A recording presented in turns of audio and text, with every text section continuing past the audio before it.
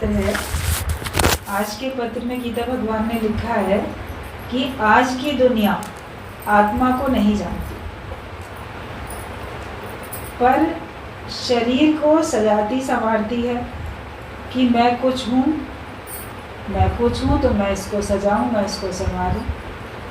संसार वालों को बोलो तुम देह नहीं हो, तुम आत्मा हो, तो आपको पागल समझेंगे, बोलेंगे हम शरीर नहीं, हम आत्मा है, ये क्या बात कह रहे हो। हम अच्छे खासे इतने लंबे चौड़े 5 तत्वों के दिखाई दे रहे शरीर, हमारा नाम है, हमारा एक काम है, हम ये कर सकते हैं, हम कैसे शरीर नहीं है। मरने के बाद हम आत्मा बनेंगे, उन लोग का ये सोचना होता है। अभी तो हम शरीर हैं और मरने के बाद हम आत्मा हो जाएंगे, तो आत्मा की शांति के लिए प्रार्थनाएं करी जाती हैं। तो तुम मरने के बाद तुम आत्मा बनोगे थोड़ी, आत्मा तुम पहले से ही हो। मरेगा कौन, कौन है जो नहीं मरेगा, वहाँ तक उनकी समझ ही नहीं जाती है और समझना चाहते ही नहीं। गुरुजी ने कहीं पे किसी के यहाँ पे कोई जैसे कभी मृत्यु हो गई तो वहाँ पे रोज़ का सत्संग रखा गया, तो कभी किसी ऐसे एरिया में चले जाते थे तो जो सत्संग में आता है वो तो चलो आता है, फिर उसके अड़ोस पड़ोस कुटुंब परिवार, पहले तो सब बड़े लंबे चौड़े जॉइंट फैमिली, सब बड़े परिवार होते थे। तो गुरुजी बताते थे कि एक जगह पे कहीं जाते थे तो वहाँ आत्मा पक्की कराने के लिए ज्ञान चलता था, ये तुम देह नहीं हो, तुम आत्मा हो। तो जिस सत्संगी प्रेमी के पति का देहांत हो गया था वो तो बैठ के सुनती थी, समझती थी, लेकिन बाकी जो उसके संबंधी थे वो लोग तो उतना नहीं समझते थे। तो जो उसकी देवरानी वगैरह कोई थी तो वो कमरे के साइड में कहीं बैठ के कोई सुन भी रही है, घर में सत्संग हो रहा है तो सुनना भी है और अपना कुछ काम भी करती जा रही है, सुन भी रही है मान लो, या काम नहीं भी कर रही है, सुन रही है। तो वो अक्सर गुरुजी से पूछती थी आखिरकार ये आत्मा होती क्या है, आत्मा किस चिड़िया का नाम है, आत्मा कहाँ बैठी है शरीर में, हमारे दाएं कंधे पे बैठी है कि बाएं कंधे में, कहाँ है। तो उसको आत्मा एकदम समझ में नहीं आती थी, किसी को समझ में नहीं आता है शुरू में। लेकिन हमने देखा गुरुजी इतने प्यार से मेहनत उनके संग की है गुरुजी ने, तो जब हम सत्संग में गए हैं, सत्संग में हम नए थे, तो वो भी सत्संगी प्रेमी बन चुकी थी और वो भी सत्संग में आती थी। उनके घर में जब सत्संग होता था तब हम नहीं गए उनके घर में, लेकिन उस समय पे, बाद में तो बहुत बार गए उनके घर में। लेकिन जैसे वो फिर इतनी सत्संग को समझ गई थी, आत्मा को उन्होंने इतना पक्का कर लिया था, फिर हम लोग को भी कहती थी ज्ञान पक्का करोगी ना, कहीं फिर माया में तो मन नहीं जाएगा तुम्हारा, माया में तो नहीं रहोगी, प्रॉमिस करो, ऐसा वैसा। हम लोग सब लोगों को भी, जो लोग नए लोग थे तो हम लोगों को भी जैसे ज्ञान की तरफ ही प्रेरित करती थी। तो शुरू में किसी को नहीं समझ में आती है आत्मा, लेकिन बार बार सुनते सुनते और जो सीखना चाहता है वो सीख जाता है। अगर आप सीखना नहीं चाहोगे तो नहीं सीखोगे। तो जो भी मॉडर्न जनरेशन है इस समय पे भी, तो वो सीखना चाहती नहीं है, ब्रह्म ज्ञान को सीखना नहीं चाहते, आत्मा को समझना नहीं चाहते, और उसमें टिकना तो बात ही अलग है। जब समझना ही नहीं चाहते तो कैसे करेंगे। वो तो नहीं, हमें नहीं समझना है, ना हमें अच्छा लगे ना हम समझें, हमको तो शरीर ही बने रहना बड़ा अच्छा है। शरीर के द्वारा हम संसार में दौड़ भाग कर रहे हैं, सुख ले रहे हैं, खुशियाँ इकट्ठी कर रहे हैं, पैसा इकट्ठा कर रहे हैं। देह का सुख ही उनके लिए सर्वोपरि होता है। तो संसार में ज़्यादातर लोग अपने को देह मानकर ही चल रहे हैं, कोई विरले हैं छिटक के जो सत्संग में आ गए, वो ही आत्मा समझ पा रहे हैं। बाकी तो सब अपने को शरीर मान के, शरीर का मान अपमान मेरा मान अपमान है, शरीर का लाभ हानि मेरी लाभ हानि है, शरीर का जन्म मरण मेरा जन्म मरण है, शरीर को सजाओ, शरीर को संवारो, शरीर बहुत अच्छा दिखे, ये सदा स्वस्थ रहे, जल्दी हम जाए ना दुनिया से, यही सब सोचते हैं। और दौड़ उनकी बाहर तक है, इकट्ठा बाहर कई सारा पदार्थ करते चले जा रहे हैं। तो ये बताया कि आज की दुनिया आत्मा को नहीं समझती, पर शरीर को सजाती संवारती कि मैं पूछूं, मैं पूछूं तो मैं अच्छा दिखूं। वो मैं रहते हैं, मैं हूँ, अपने को देह मान लिया, इस भावना में जगत वाले रहते हैं और फिर मरते हैं। पर सच्चे गुरु के पास पहले ही दिन सुनते हो कि तुम तो हो ही नहीं। ये गुरु ही बताएगा कि तुम तो हो ही नहीं। अभी तक हम अपने को अरे मैं कुछ हूँ, कुछ भी, अमीर हूँ, गरीब हूँ, चपरासी हूँ कि ऑफिसर हूँ, अनपढ़ हूँ कि पढ़ा लिखा हूँ, कुछ तो हूँ ना, मैं हूँ। ये तो सबको पक्का है और वही मान के बैठे। लेकिन सच्चे गुरु के पास आके हमको पहले ही दिन ही सुनने को मिलता है, जो तुम अपने को मान के बैठे हो वो तुम हो ही नहीं। ये तो तुम्हारा एक पार्ट प्ले है, पार्ट प्ले करो। नाटक में अटकते क्यों हो? और सपने में उसको हमेशा का मानते क्यों हो? सपने का जो भी कुछ है उससे तुम्हारा कोई मतलब ही नहीं है। जीवन है रैम का सपना, सपना देखा, कितनी देर उसका वर्णन करोगे? और उसमें तुमने कुछ भी देखा, उसको जागृत में क्या मिल जाता तुमको?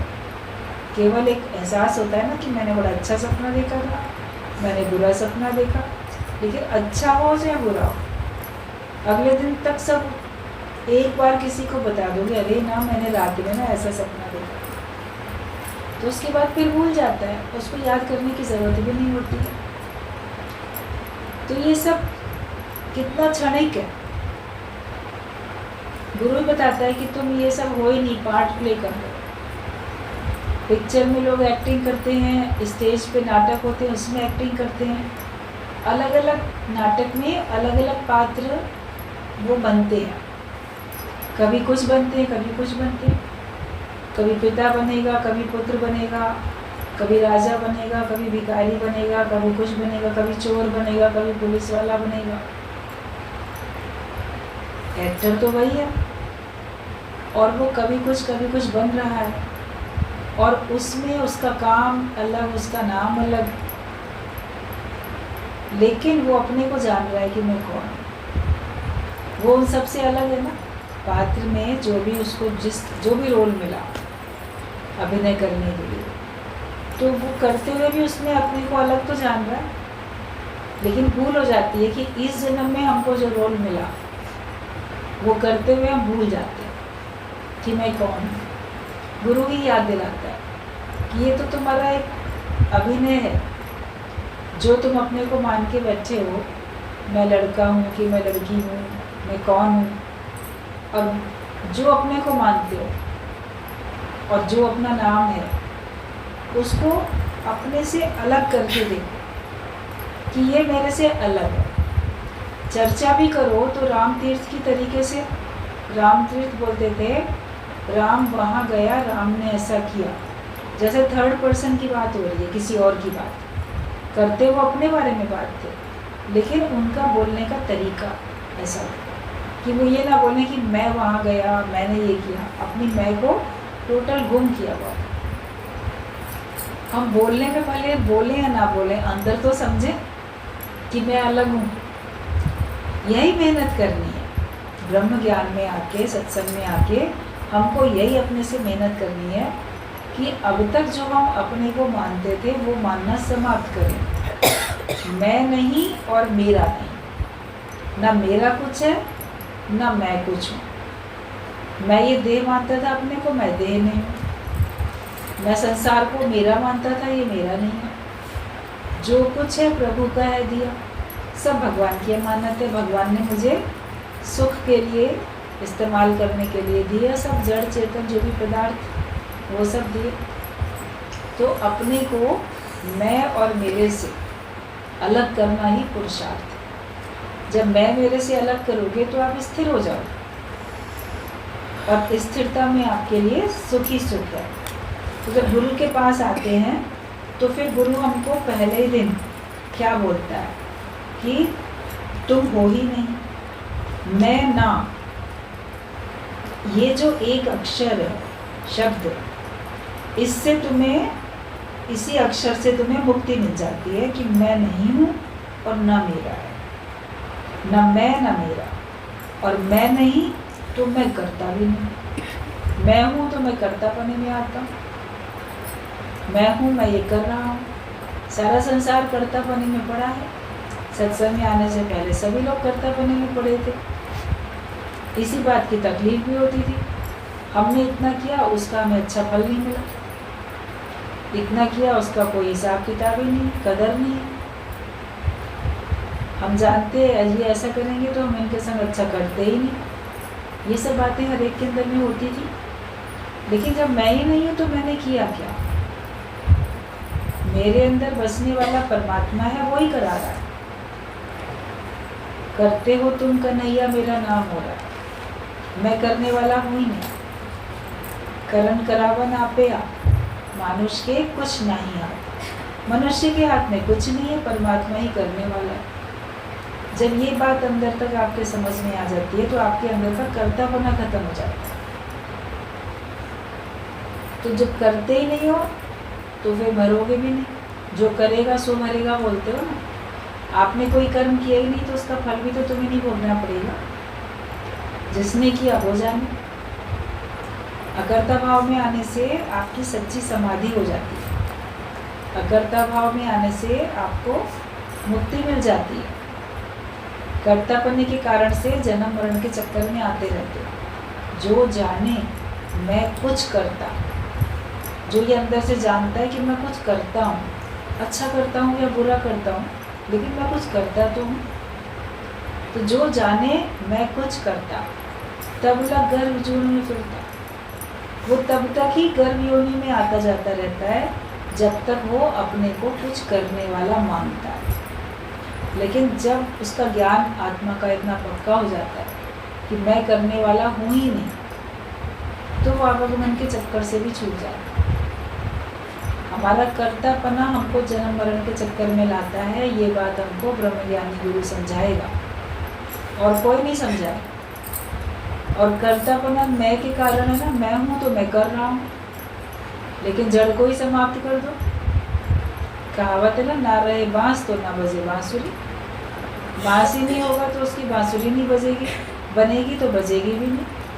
तो मैं ही नहीं हूँ तो मैं कुछ करने वाला भी नहीं।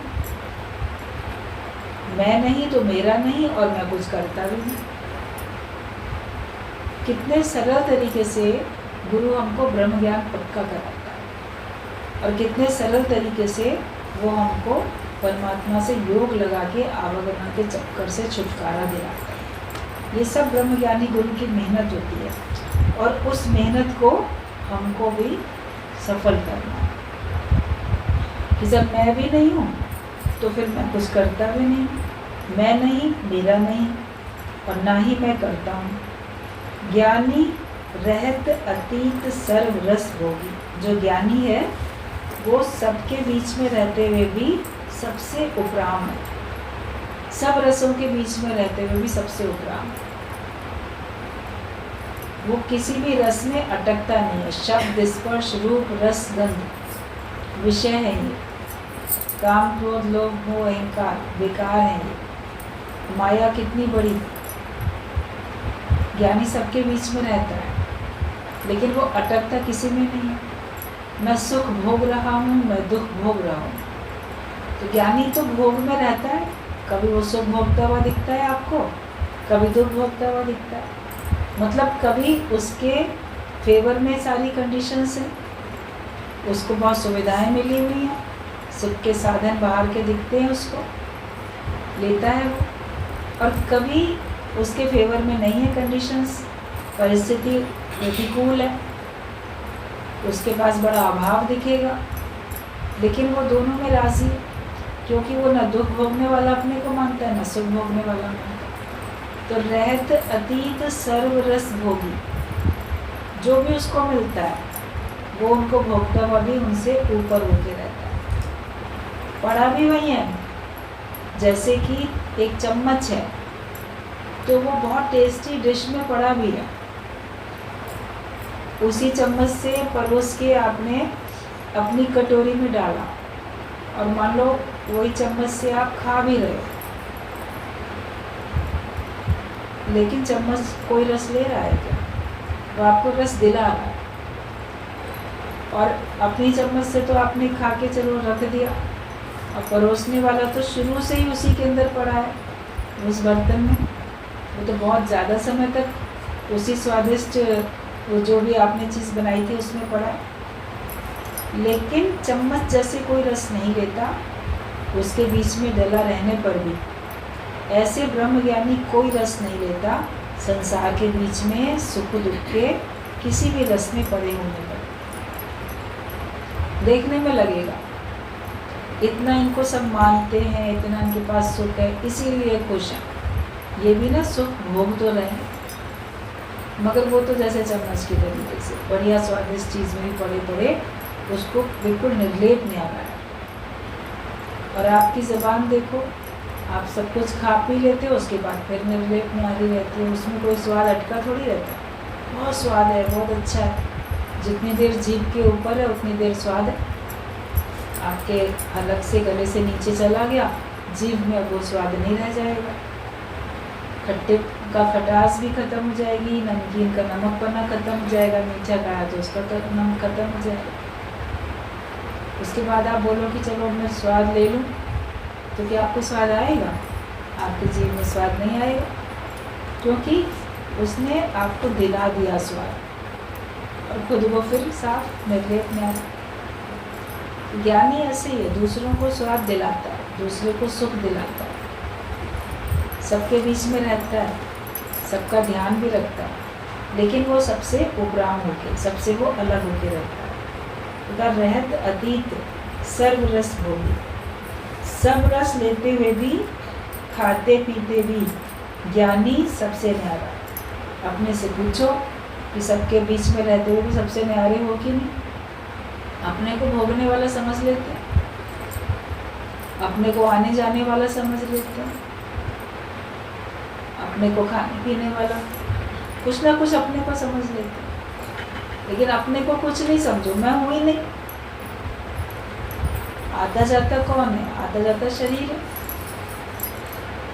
एक बार हम लोग बहुत पहले बॉम्बे गए और जब वहाँ से वापस आ रहे थे तो मन बड़ा सबका दुखी दुखी हो रहा था।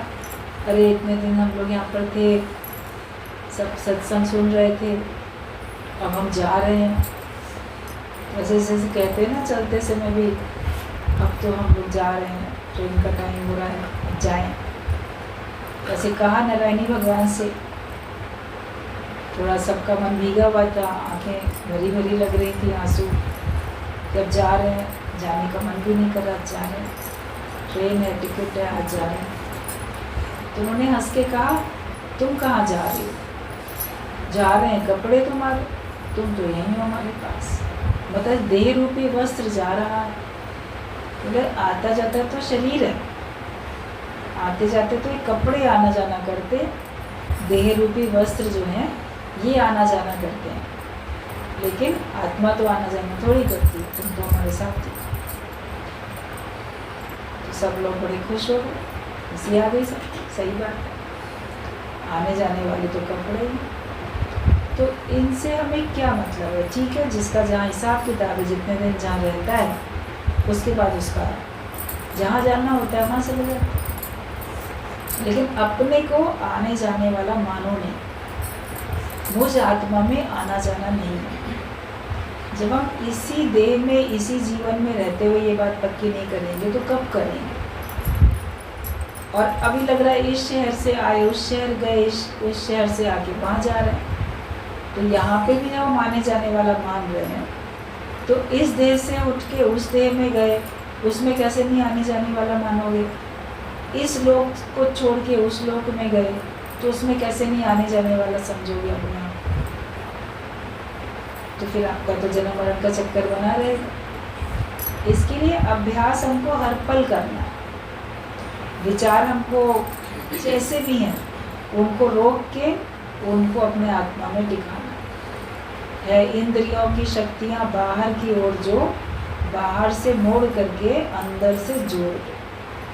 जो हमारे इंद्रियों की शक्तियाँ बाहर जाती हैं, जो हमारे सोच विचार सब बाहर की तरफ जाते हैं, जगत की तरफ जाते हैं, वहाँ से मोड़ के हमको अपने अंदर से जोड़ना है, अपने मन से, अंदर से, आत्मा से हमको जोड़ लेना, अंतर्मुखता में आ जाना। इसीलिए बोला गया बहिर्मुखी सदा दुखी और अंतर्मुखी सदा सुखी। जो बहिर्मुखी प्रवृत्ति में रहता है वो दुखी रहता है, लेकिन जो अंतर्मुखी होकर रहता है वो फिर सदा सुखी रहता है।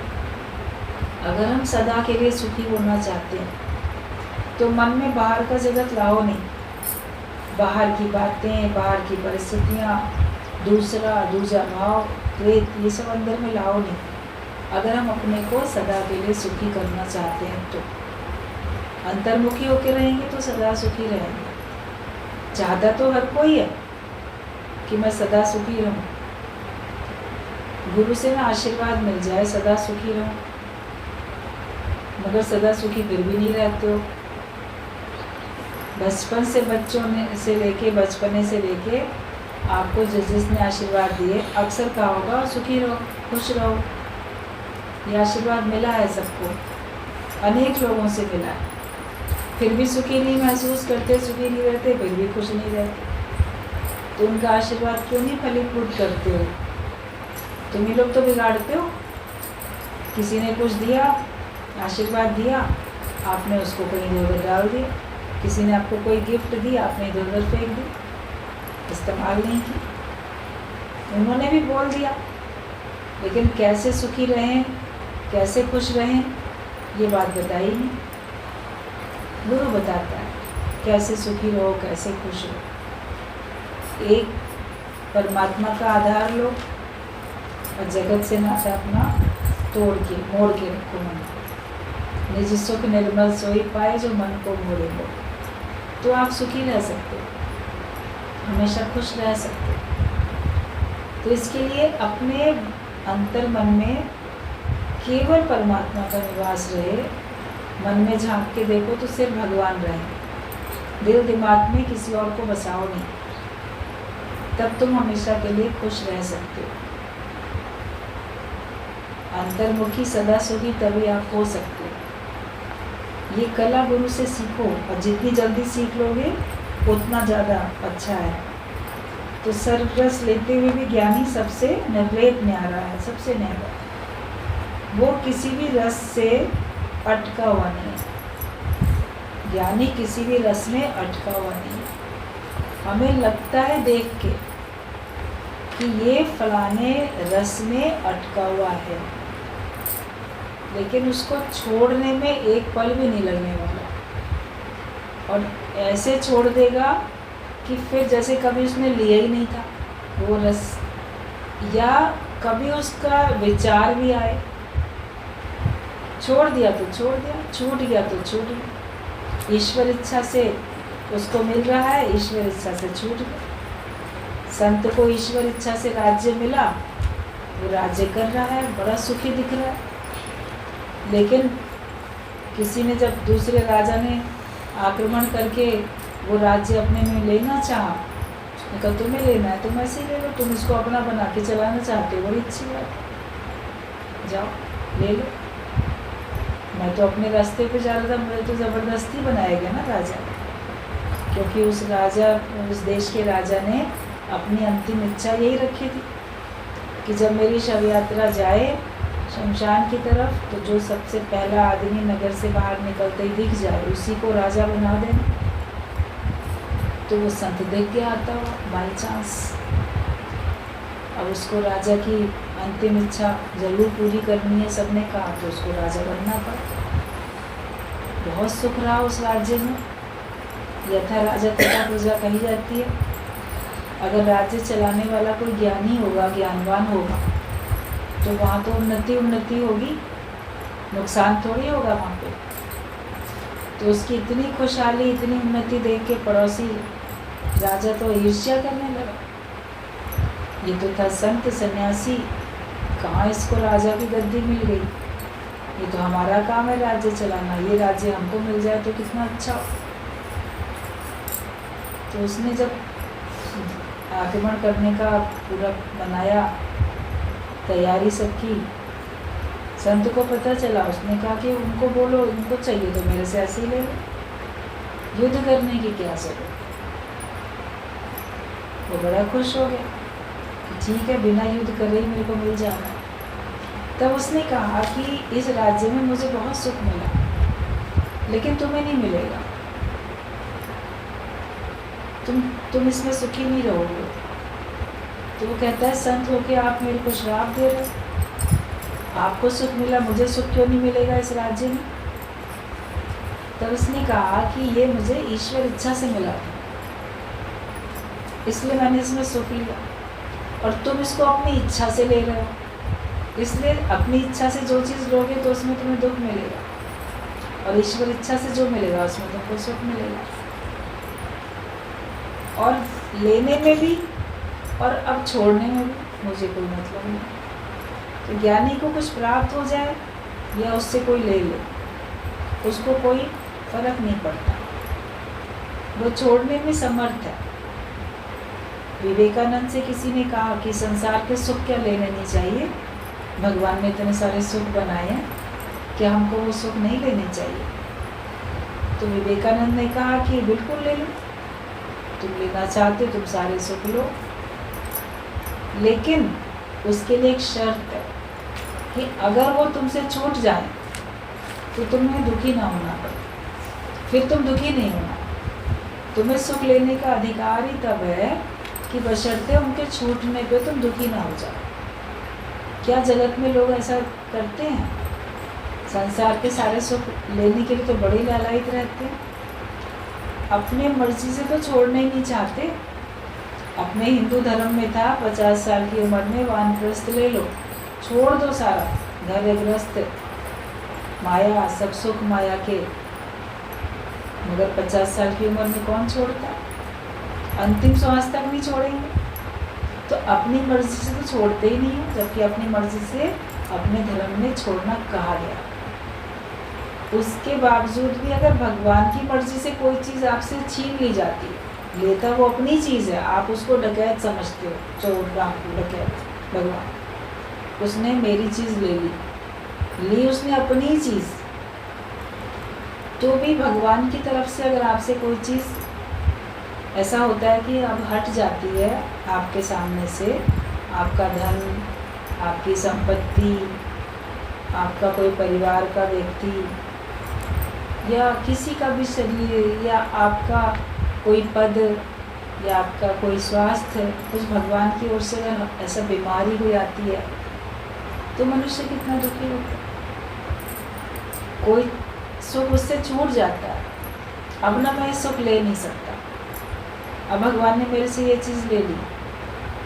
तो अगर कोई छूट जाए, आपके पास ना रहे, तो दुखी तो मत हो। उसमें व्यक्ति कितना दुखी रहता है, सारी ज़िंदगी शिकायतें करेगा, सारी ज़िंदगी दुखी रहेगा। तो विवेकानंद ने ये बात बोली कि संसार के सारे सुख लेने का तुम्हें अधिकार है, लेकिन शर्त ये है कि उनके छूट जाने पे तुम्हें दुख ना हो, तब तुम लो। तो ज्ञानी तो ऐसे ही रहता है, वो सारे सुख लेता है, उसको अधिकार है सारे सुख लेने का, क्योंकि वो छोड़ने में समर्थ है, वो उनको छोड़ भी सकता है, और छूट जाए तो उसको कोई गम नहीं होता। ऐसे वो अपने आप को सबसे उपराम करके चलता है। इस पत्र में लास्ट में बस यही बात बोली गई है कि ये ज्ञानी किसी भी रस में अटका हुआ है, ज्ञानी किसी भी रस में अटका हुआ है।